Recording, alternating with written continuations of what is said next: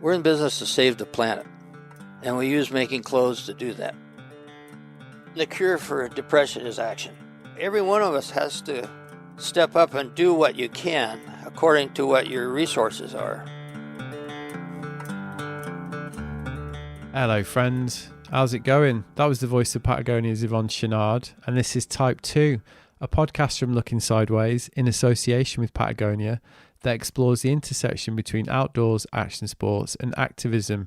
Now, in each show, I've been meeting people who are using their passion and involvement with the cultures we all love to create change. We've been discussing the issues they're involved in, the changes they're seeking to create, the difficulties involved, and the rewards that follow.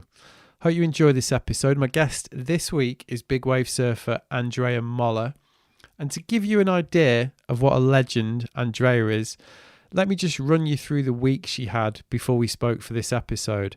So as you might know, in January 2021, Hawaii was visited by a huge swell that saw every spot light up proper style and saw some truly incredible envelope pushing surfing go down. Now, as a Maui local and one of the world's preeminent big wave surfers, Andrea was right in the thick of it, as she explained. So Friday, she was chaperoning 13-year-old ripper Sissie Simpson Kane at huge jaws. Saturday, she was part of the safety team, keeping everybody safe at yet another session. Sunday, she was out scoring some bombs herself.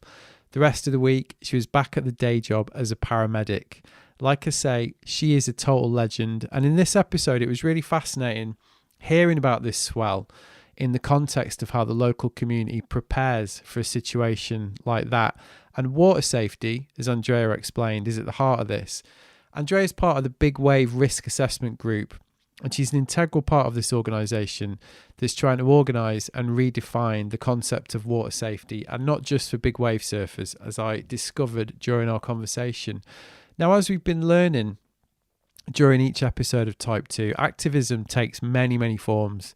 It can be panoramic in scope, try to deal with huge issues, or it can be about focusing on specific issues and affecting change for good in the local community or a very specific community. And in this way, I think the Big Wave Risk Assessment Group is leading the charge among the surf community. It's basically a passionate, engaged, and experienced group of people sharing their knowledge and experience to tackle an increasingly pressing issue head on and benefiting the wider community while they're at it. So we talked about that, and it's fascinating stuff. We also delved into Andrea's own incredible career as a pioneer of big wave surfing. Great episode, this one. Really enjoyed it. Hope you do too. Nice one.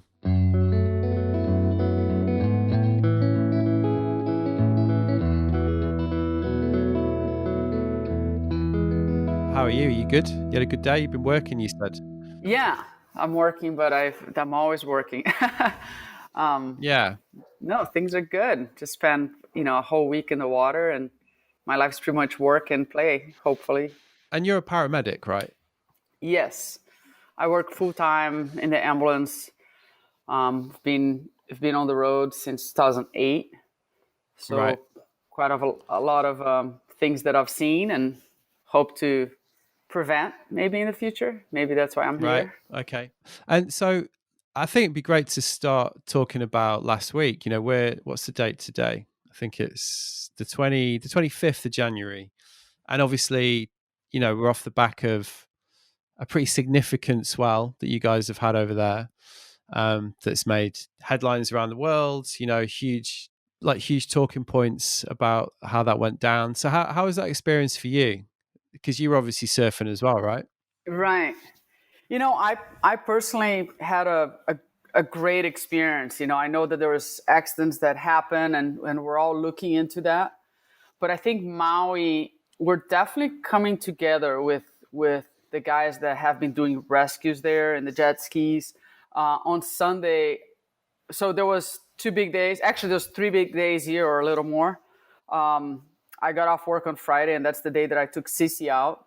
It was almost like I dedicated that day for her. I've been doing that to some girls here and there, and mainly with the intention of, learn before the big day. But she scored a big day. And then she's 12, right? She's 13. 13. Yeah. and she scored like a massive wave. So can we quickly talk about that? Because before we get into the other days that you mentioned, because obviously I saw that on your Instagram, and I mean that was one of the really incredible things about the last week, like how many like super young kids were out there absolutely charging, right? Yeah. Well, there's definitely a new wave of new generation coming, and they're so hungry to charge. And I think my main goal is maybe to get a little bit of my experience from, first of all, I had people that helped me when I was a kid. I had Yuri and Maria Souza. They were like, here's how you drive the ski, here's how you tow, here's how you get rescued.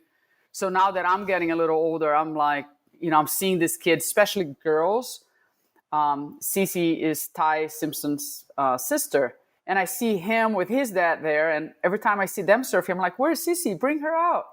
And I talked to her mom, and she's like, well, like I just get too nervous. It's like it's too nerve-wracking for her parents to maybe allow her to go out on bigger days.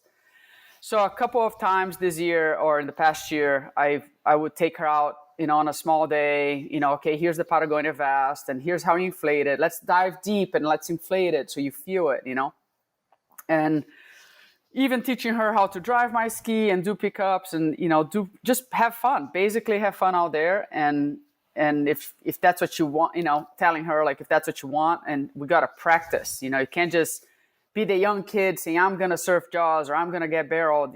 There's a lot that comes to it. Or even learning how to wipe out. Like you almost need a wipe out to appreciate what you're dominating there or the wave you're going to surf. So Friday, it was kind of a day in between swells. I think Thursday was big. Friday was going to be massive. And I thought it was going to be small. And I'm like, hey, let's go out there and play. And we brought like paddle boards and tow boards. And the goal was just, let's go and have fun. And she has such a contagious smile and happiness to her that it's very rewarding just to be surrounded by her and her family. Like they're so thankful and happy. And so there we went and had fun. And at the first few waves, I was nervous because, she's young and you don't know, and what am I going to tell her parents? And of course, I feel like I would always be blamed if something happened, so you're cautious to the max, which is, I think it's good for them too, for them to learn that let's catch a shoulder and see how you do, a little bumpy day, a little windy day. She did great. And then I have a video, I had the GoPro in my jet ski, and I have a video of me like, okay, next one, I'm going to go a little deeper, And then my facial expression, every time she let go of the rope and she went, I'm like, takes a little while for you to see that she made it. So it was such a special day. And there you go. It paid off. She surfed so well in my opinion, like how she rode the wave, how she read when to leave, when to let the rope go. And she was there already. Like, can I paddle next?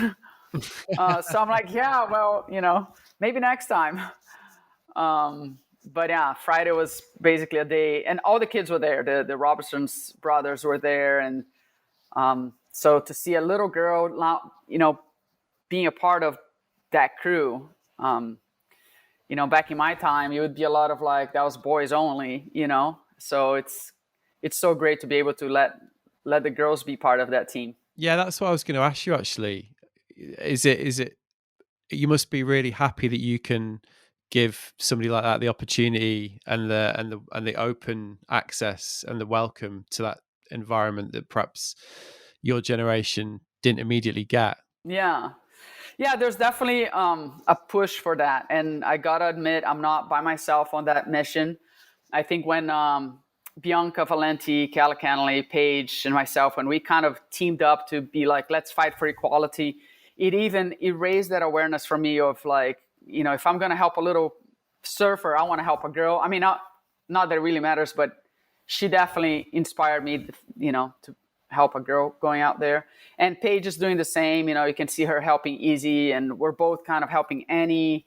And just, we're probably doing what for me wasn't done. I had a time of what are you doing here? I had a time of, it's too big for you, or, somebody's going to get hurt, and you knew that they were just waiting for us to get hurt to then criticize us. So we had to be extremely cautious in order to earn our spot in the lineup.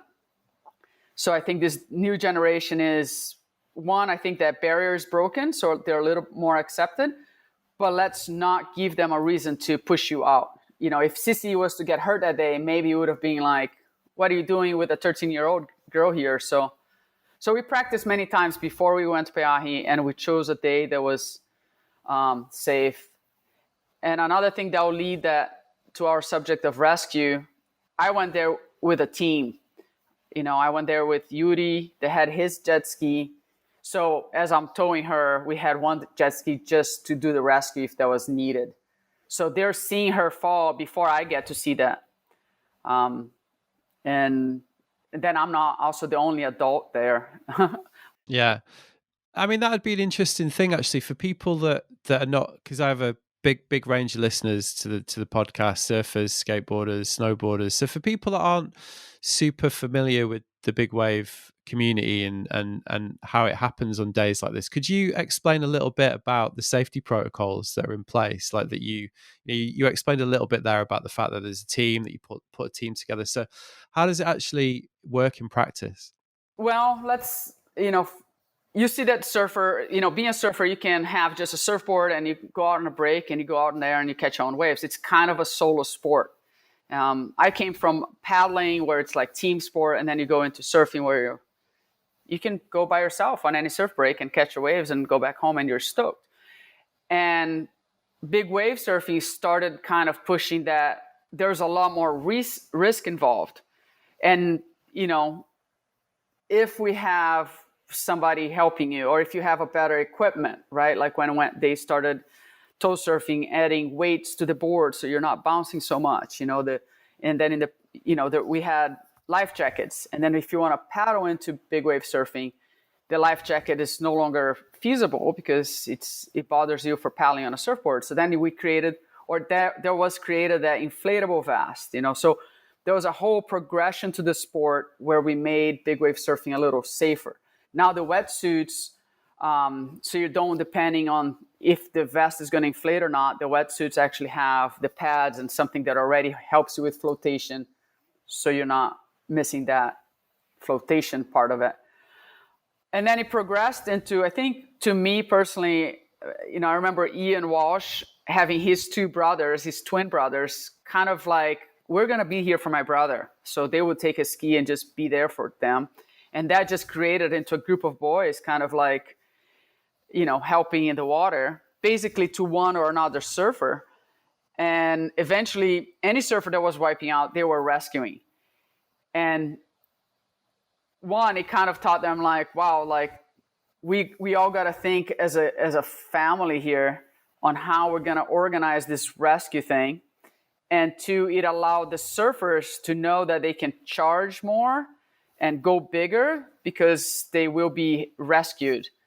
Of course, there's a big dilemma now on like surfers that are not really ready for it, but the rescue or the jet ski or the inflatable vest gives you a fake sense of security. So there's that dilemma. But however, for the guys that are like super prepared, Kailani, Ian Walsh, and the list goes on. There's a good list of guys, and they're ready. They come in with a team, and they'll have a boat that has a photographer. They have jet skis to save them. So you see the progression. And Bragg was incredibly, to me, in my personal opinion, was incredibly effective on unifying everybody on the same page as what exactly is the rescue, or what exactly are we watching for, and teaching those that had a fake sense of security of, oh, this is all I need, it's an inflatable vest. And it's like, no, you got to learn techniques, breathing techniques, or CPR. If something is to hit the fan, how are we going to extricate? How are we going to save this person? So we're trying to get like worldwide everybody to have the same idea on, and a couple different steps, so it's not panic time. So it's unifying this organic kind of safety community that already existed as you described, like this kind of organic evolution of the culture around big wave surfing, which as it developed and people, as you say, the equipment enabled people to put themselves more easily at risk, then this community developed, and Bragg has almost like codified this practice so that the way that people, so is it now quite organized? So if you take an event like last week, you mentioned the 3 days of swell, is there almost like a standard organizational practice that you guys have, like when it comes to something like that? Is there a process that you all follow, that you all know that's going to happen? We're getting there, but the best part of it is that everybody is in the same picture of we want to perfect. What it is organized is that there's definitely guys that are designated rescues, and that's all they do, and they take pride on what they do, and they work hard to what they do. And Jaws, if you mess up, you're in the rocks, and either you're gonna really get hurt. And so these guys, they're so awesome when it comes down to a true rescue, close to the rocks, a lot of foam, a lot of white water. The shore break is overhead high, so where before it was kind of like Ian, maybe his brothers, I think now there's a crew that they got radios. We got one photographer that now he's like up on the cliff telling when the sets are coming. They actually break down to on the foam and the white water, like a zone 1, which is closer to the actual break of the wave, and then zone 2 is the midline, zone 3 is by the rocks. So the photographer or whoever's on the cliff calling, they're like surfer down, zone 2. So the jet skis, they already have an organization of who's going to rescue this guy. So it's not like 5 jet skis at once. I kind of joining the team a little bit, being a paramedic. So I have quite of equipment and a little bit of knowledge that I think I can, be there for them. So on Sunday, I dedicated myself to actually, because we knew it was going to be a paddle day, and that's a lot more risk than a tow surfing day. Right, tow surfing, you have foot straps. The success rate for completing the wave is much higher. So I remember in the harbor in the morning, there was one guy, particularly Curtis, Chunky, that we are like, I look at Curtis, I'm like, Curtis, I got all my 3 Pelican cases of paramedic equipment. Where can I put this? And he's like, put it on this boat. So now we all knew that's the boat that if something happens, we're going to bring him there. We all have radios. So one guy had a bad wipeout. We were like, he's almost losing consciousness. So they're in the radio, Andrea, I'm checking him out. I could be with him while now the rescuers can keep rescuing, and he is in the care of somebody that have a little bit of medical knowledge to be with him. So it's getting there. We are actually, we want to meet to put all the worst case scenarios and what is the solution. And the organization Bragg is probably part of that, like how many times we meet every year and we discuss that in the course. So now everybody took the course, everybody has that ISIS mentality. All we need to do is unify for a specific break on Maui, and I think Nazaré has a pretty organized system as well. And I believe Oahu's, hopefully they are working on that. Yeah. I mean, I spoke to Greg Long about this a couple of years ago as well, when I interviewed him. And one thing that really struck me speaking to Greg was, it sounds like a lot of it is also just trying to get people to make good decisions themselves, like good judgment calls. He used the analogy of, if you go skiing or snowboarding off piste, you wouldn't really, people do it and they're unprepared, but these days there's a very serious culture of like, if you don't have the right equipment, if you don't have the right training, you just don't do it. You just don't go, you don't go off into the backcountry. If you've got any experience or knowledge, you make a judgment call to try and stay safe. And obviously incidents do happen where people still get in trouble and unfortunately die, but there's a culture of that. And it sounds like, from a couple of things that he said and that you've said, you're actually just trying to get people to make the right judgment calls about, like, should you actually be there should you even be in this environment, make the right decisions so that for the safety of everybody. Is that a big part of this process? Definitely. And the one thing it is that you can't be like, okay, you should think about it and you should decide, or you should like, you obviously you don't have the right wetsuit. Yesterday I took a friend on the jet ski and she's like on bikini, and I'm like, well, it was kind of windy and cold. Like, didn't you think of a wetsuit, right? Like simple things. But not everybody has that experience to understand that they're missing a part in their kit. And that's, I think Bragg brings a lot of that. Like, I never even thought of practicing breathing techniques, which is so clear, but it was actually the Bragg course that I was like, oh, breathing techniques. Like, how about, get better at holding your breath, or equipment. So there is, and that's what we see in the young generation now, that I think there's a lot of grown-ups. They're like the vest, the wetsuit, the padded, things that not everybody think about or thought about. And ultimately is that sense of security that the equipment is going to save you. So we want everybody to think about how can they can get better. And if they don't know how, because they're not experienced enough, we want to provide that information of what's realistic that you really need.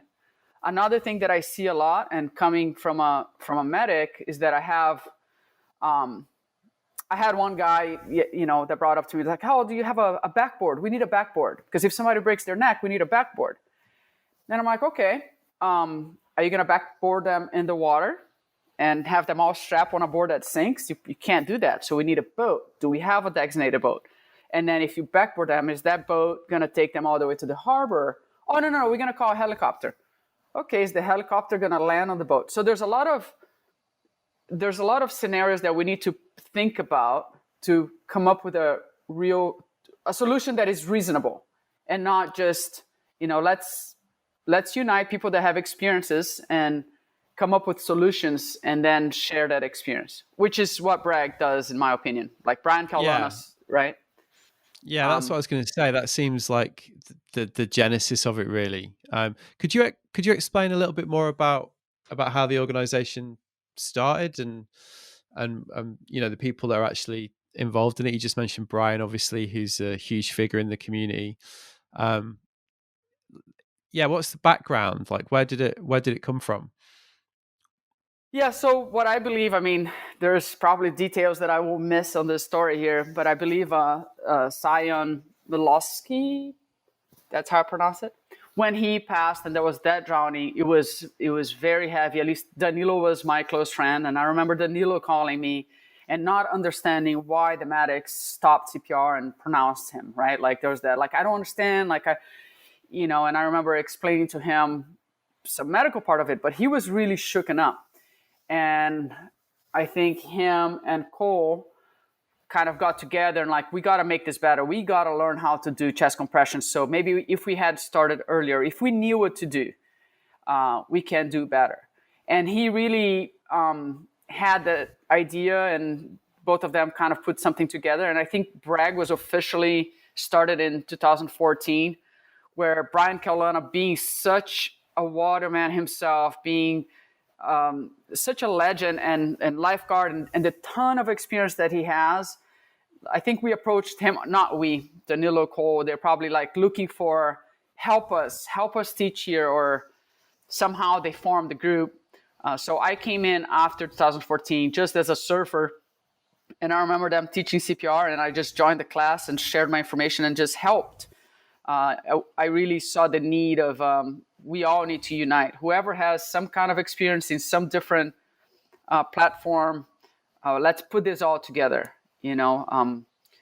So 2014 they started, and now it's like a yearly, at least on Oahu, it was every December having a class. It's a 2-day class and has, from first aid, CPR to showing different equipments, and also being able to analyze the risks, like before you go out, check out where's the current, where's the channel, watch for a little bit. If they wipe out, where's this going to go? Like, think before you go out and analyze.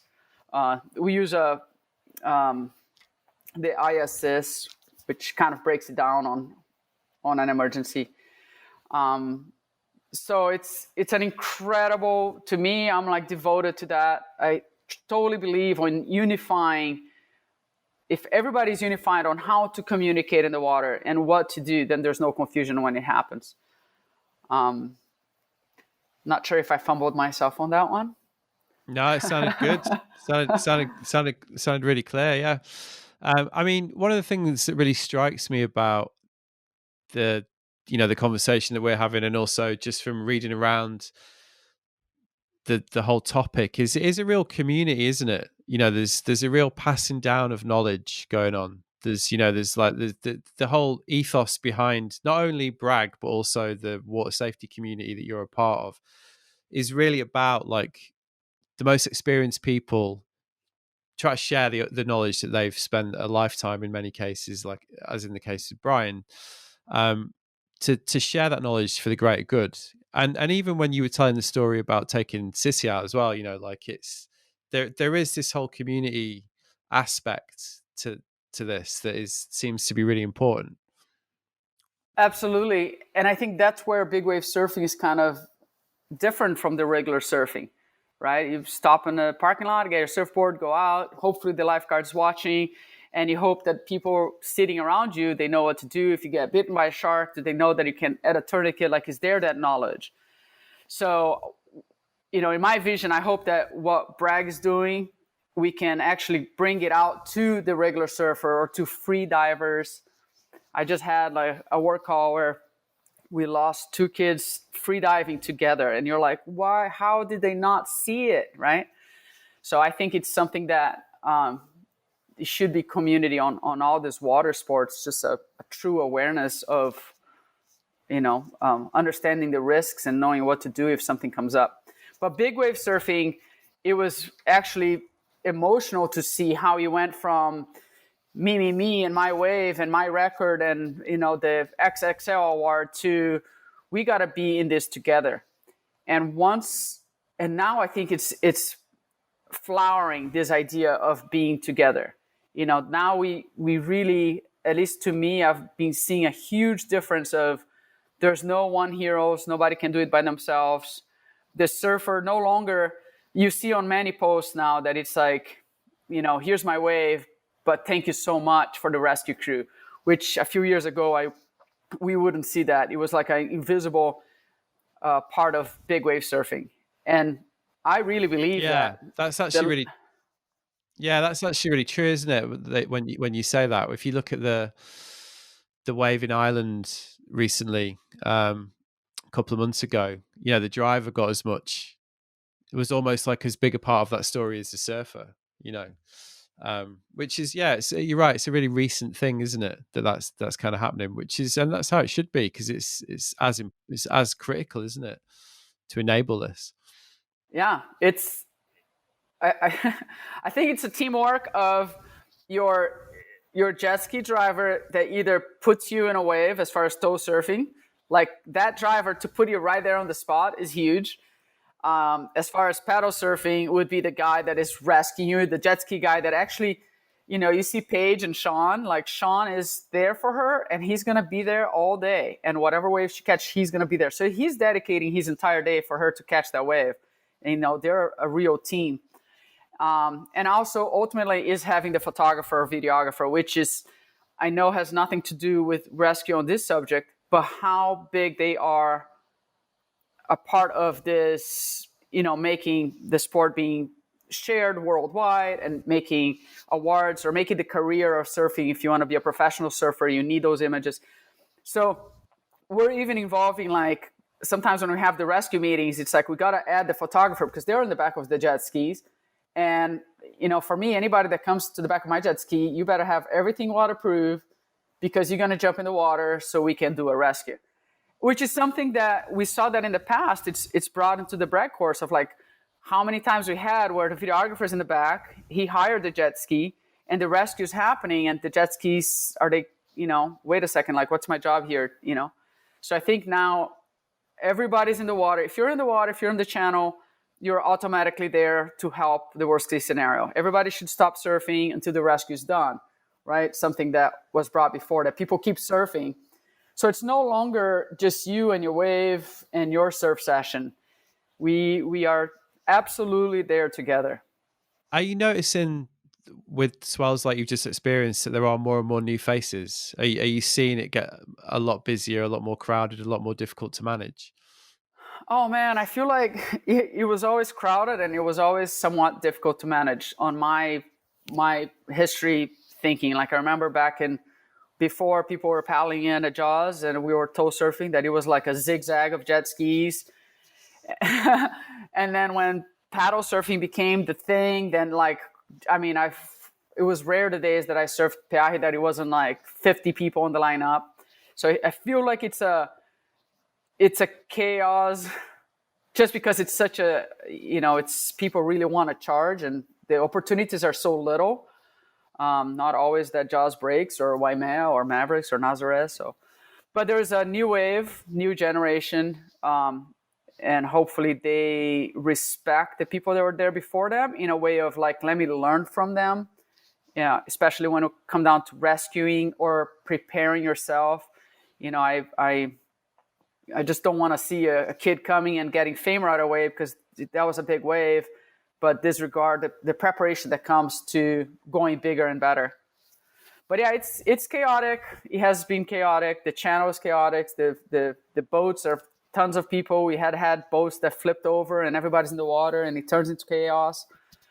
But I see a bigger difference into there's more awareness to prevent things. Although it's still happening, right? Like the jet ski that went over the lip. Well, yeah, that's the most famous sort of example from last week, isn't it? But I guess that's why it makes it so important, like you're saying, that the message of Bragg is to be as inclusive as possible. Like those courses that you mentioned, they're not just for big wave surfers, like you say. They are for all water users. They are for all people who are interested in learning more about the ocean. Like it looks like there's a lot of different approaches to the water, like that are being attracted by the course and the message. Oh yeah, if everybody in that channel needs to know CPR, chest compressions, tourniquets, add a tourniquet. Every jet ski should have a tourniquet and it should be unified. No matter why you're there, you should be able to help and maybe know somewhat what to do. And if you don't, is get involved, what is the courses, now with the pandemic, is it online courses? Let's sign up. Let's get into the game and see what's, what do we got to do? And ultimately, it's not perfect. Yesterday I was talking to Paige on the phone and we're like, what if this happened? What would we do? And I told her, that's my job in the paramedic field. Every 911 call is a box of surprises and you don't know. And you're going to have challenges. You're going to have, more people than you thought you would have, and you need more resources, and you have to make the decision based on some experience or based on previous training, or you just got to make a decision and hopefully that's the right decision.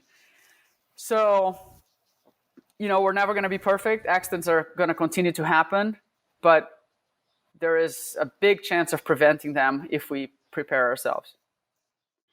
So you said you worked safety one day, you took Sissie out one day, and you also surfed as well for yourself?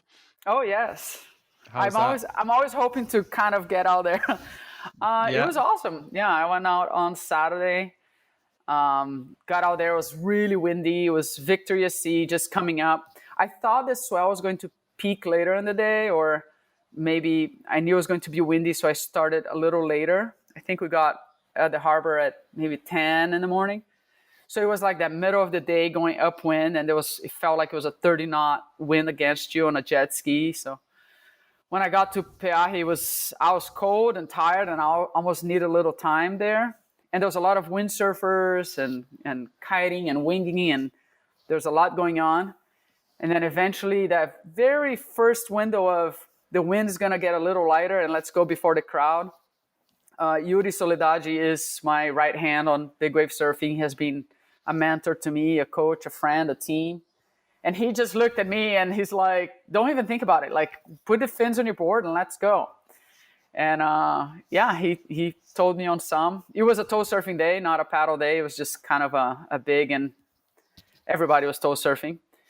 So he put me on some awesome waves. I had a blast. The face of the wave was actually nice, and there was a it was actually better than I thought when I started surfing.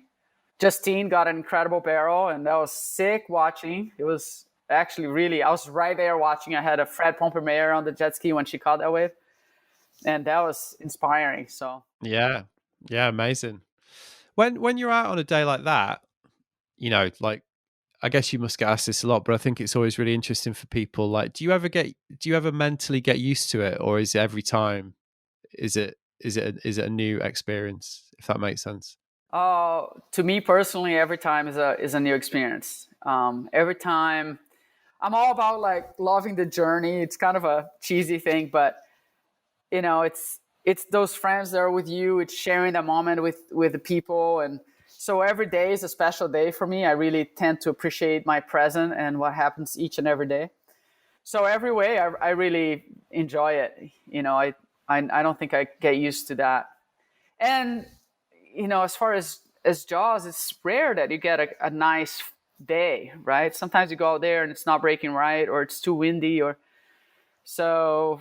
Every time you get there, and I don't know when again, right? When again are we going to have a swell? Are we going to have a swell? Are we going to have a good conditions? So, no, every time is epic, or you got to come home with a big smile. If nobody got hurt, everybody was stoked. I think my waves to me were big, and I'm stoked. When did you start really wanting to explore big wave surfing personally? Like, how old were you when you started to realize that this was the direction that you were particularly interested in? Well, in 2004, I met Maria Souza. She was Laird Hamilton's ex-wife, and I think there was a little bit of like, that's my ex-husband, and I'm gonna go bigger than he can. Maria was an incredible athlete, water woman herself. She was friends with Yuri back then. And I was probably 23. My daughter was 1 year old, but I was kind of, I was a windsurfer. I loved surfing. I crossed some channels paddling. And I think she saw me as like, hey, do you want to? Oh, back then, there was tow surfing only. And I wanted to tow surf. And I remember like, I had neighbors that had jet skis, and I would ask them like, please take me, please take me. And either you would never be taken, or they would take you, put you on one shoulder wave. Hopefully you're happy, and now that's your turn. One of the things was, for you to tow surf, you need to drive, so you can take turns. So if you don't know how to drive the jet ski, that was it. Like, I'll put you on a wave, now get back to shore so I can do my thing with my teammate.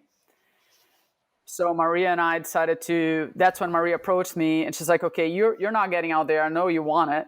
I want to get out there, but I'm not. Like, we were blocked. There was no women, and there was no space for women. We weren't supposed to be there, in their opinion. So we bought a jet ski, a broken, used jet ski, and we had to learn it from scratch. We had to learn the rescues, had to learn how to cross. I lived on a beach and had to cross the reef barrier to get to the to the outer reef to surf. Many times the jet ski broke, and we had to swim the jet ski to shore. So we learned everything. We learned not just surfing big waves, but to mess up and fix it up. And we knew that we had to be cautious of not messing it up too bad to not be kicked out of the lineup. And then from then, we just practice until we got to Peahi and start looking and be like, oh, why were we surfing the outer reef? Like, I think we can do this. And then we started going to Peahi, and it was basically, that was it. Like, that was that, you get, in Portuguese, I would say that the bug bite you when you're like, now you're addicted to that. Yeah. Why do you think there was so many barriers put up for you? Because obviously, as a woman, because obviously there would have been men learning as well who presumably didn't have the same difficulty that you were faced with. Because, you're kind of describing it as like quite a closed shop at that time. Like, this is what we do. You don't get to do that. Like, be happy with one shoulder and see you later kind of thing. Why do you think that was? Well, in their defense, they, I know a few friends from back then that it's like they're afraid, just like me with Sissie, right? Like, I'm gonna put you on the shoulder and see how you do, and I felt a little bit responsible for her, so I felt like maybe there was a little bit of fear that they thought we would get hurt. There was maybe no trust, that vision that the woman is more fragile and she's not gonna be able to do it, or So for us, it was really about slowly earning the respect. And I think we actually had to prepare ourselves twice as much because we had to get our legs strong. Maybe something that was natural for a windsurfer to get on a tow board and tow big waves. We were like, okay, we need to get strong, work out. Maria was into yoga and like breathing already back then. And also communicating in the water. It wasn't like yelling and screaming and panicking. It's like we had to, I feel like we had to almost have our shit together a little more, really pay extra attention and learn. But yeah, maybe it was that fear, or maybe there was a little bit of an ego too, here, why is this girl here? I don't know. I'm going to run away from a negative point of view and just believe that it was just, they didn't know what we were capable of. Yeah. Well, it must be great to see, how it's opened up now and the opportunities that you're able to give to people, to the next generation, like you described. Yeah. If I can give, like, the time that Maria gave me in the water and all that she taught me, and then came Yuri Soledade, as in paddle surfing, and kind of they really made me believe that I could. How many times I called Yuri and I'm like, I don't know if I'm going to go to this, there's a competition. When women competition started, I wasn't really a surf competitor. I was always kind of a paddler, and he's like, you're the only one that charges, and there's, I don't know, I would get off the phone just like empowered by his belief on me. And still, to this day, just Saturday, he's looking at me and he's like, you can totally do this. Like, don't even question yourself. And I don't think he does that to fill me up. I think he truly believes on me, and that's great. And if I can pass that along with the experience of responsibility, with the experience of teaching the kids to also respect the water, the wave, the power of, you're going to get hurt. I've gotten hurt before. So however I can share and help, that's basically what I'm here for. I'm stoked to be there no matter what, if it's to watch and help or take Sissie out. That day, I surfed that day, but that day I came home and I didn't even care about my photos or my waves or anything. It was so cool to see her smile and to see her happiness, and to see even Ty Simpson, who is such a charger, to see the happiness on his face. Like, that's bigger than any wave. That's pretty cool. Yeah, you really got that sense of camaraderie from seeing like the aftermath of it. You could see that it had been like a huge, like for a lot of people, it had been a huge event, really, that had really, something that they'd worked so hard for, and that people had kind of, like you say, there'd been some incidents, but most people had got through it and just basically, it's the culmination of a lifetime's kind of work for a lot of people, right? Something like that. Right. And there's a lot of work that goes into it that I don't think it's seen or appreciated, and I think, again, like on the brag thing, it's when they divide it on different subjects, it makes you realize how you got to think all around what to do to get ready to surf big waves. It's I know there was one of the dilemmas on I think WSL posted a video of a guy, sorry, I don't know the name, but he was like, the problem out there is the jet skis, and now kooks are out there, I saw it. It was, I think it was Pat O'Connell, maybe. Yeah, I saw that as well. The Mick Fanning thing. Yeah.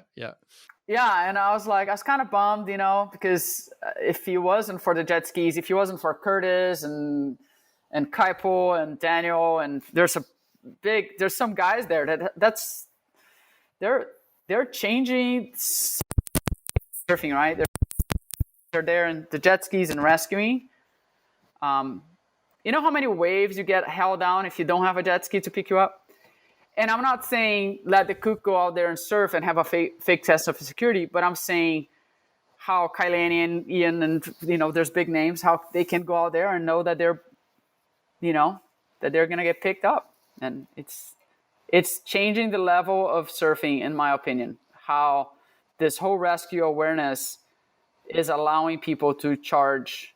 And I'm going to focus on the professional guys that can charge.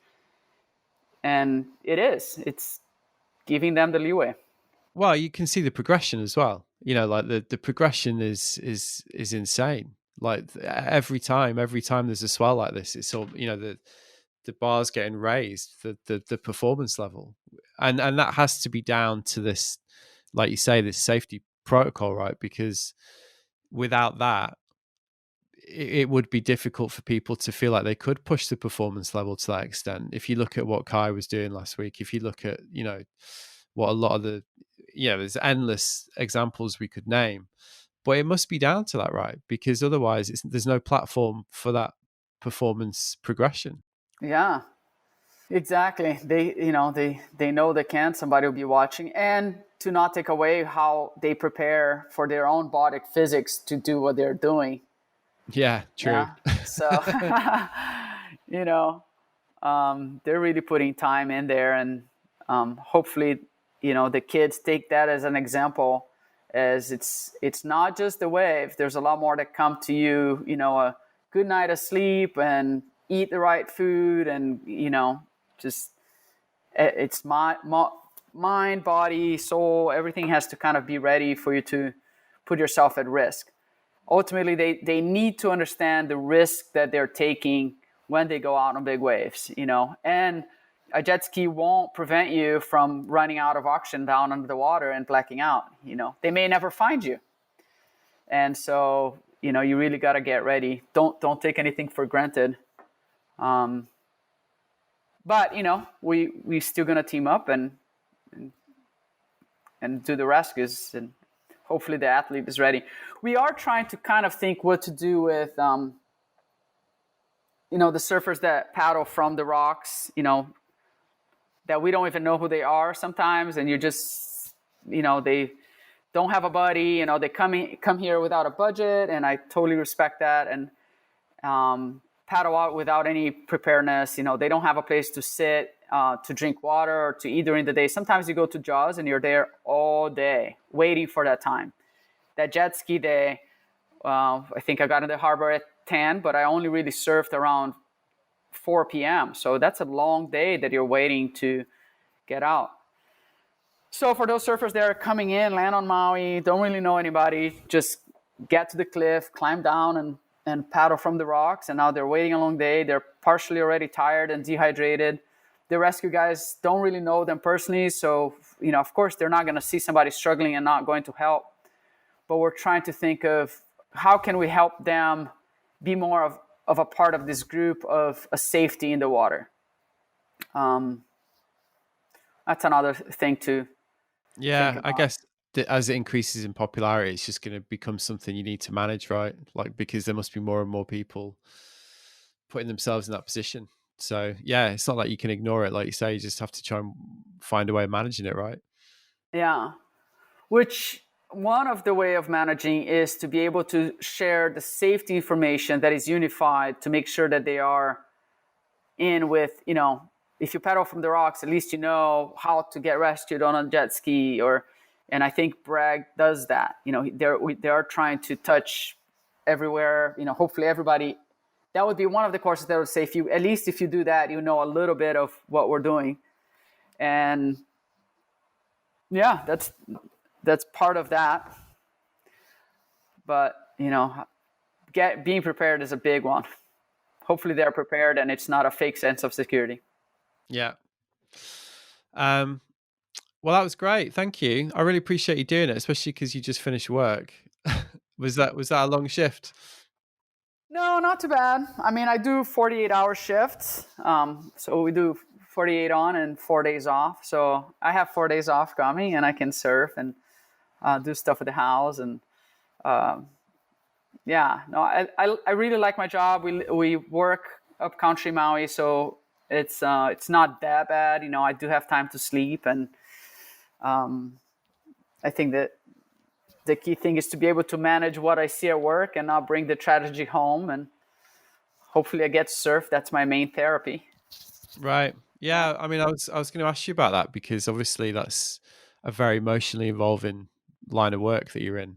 And then your downtime, your is also very emotionally involving, clearly. So have you learned to kind of manage those mental, the two poles that you've got? Like, is that something that you've had to learn how to almost to compartmentalize, if that makes sense?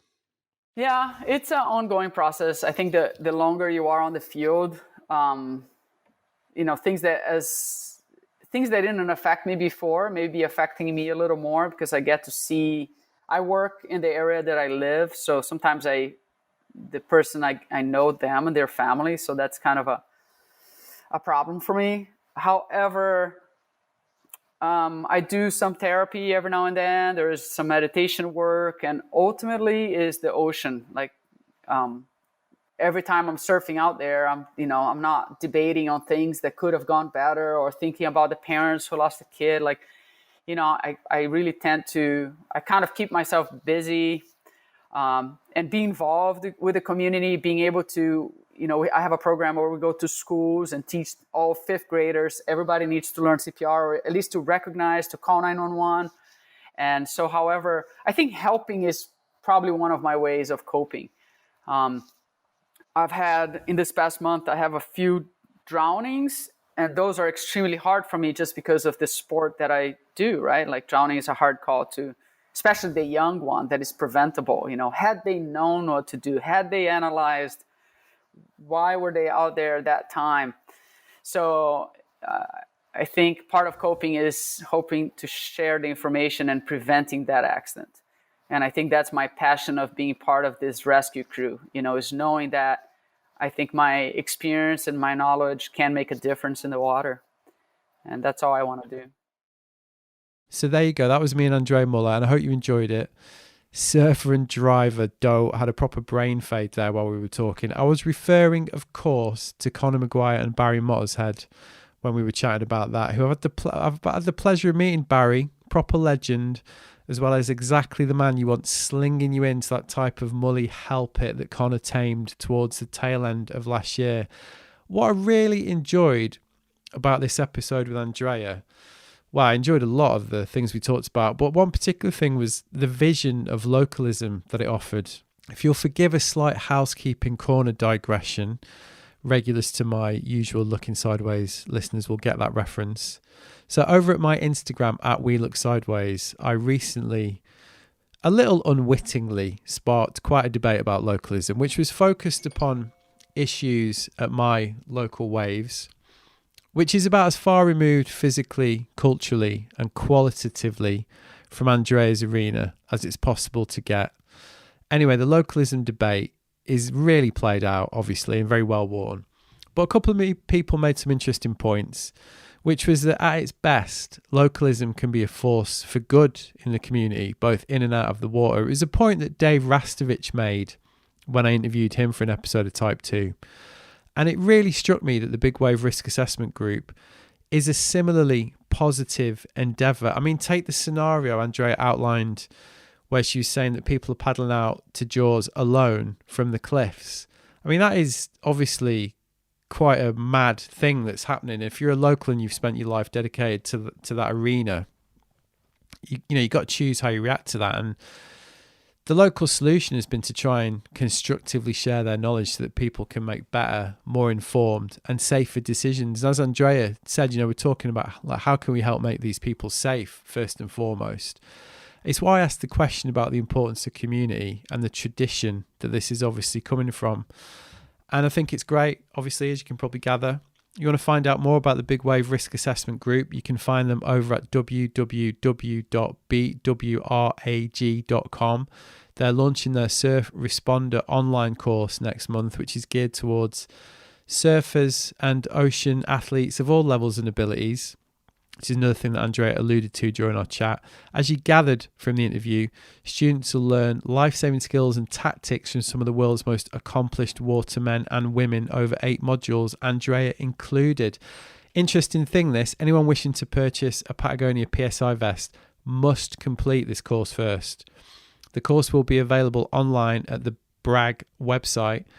Bragg, hope I got that right, from next month. So go and have a look. All right. Thanks for listening to this episode and for supporting Type 2 generally. I release new episodes of Type 2 every month or so through my usual Looking Sideways channel. You can subscribe via Spotify, Apple Podcasts, or your regular podcast purveyors. And you can find the entire Type 2 back catalogue and the entire archive of my main Looking Sideways podcast over at www.wearelooking.sideways.com, where you're going to find close to 150 interviews with some of the biggest names in action sports and other related endeavours. I'm also, as mentioned, quite active on Instagram at We Look Sideways if you want to come and say hello, or you can send me an email at podcast@wearelooking.sideways.com.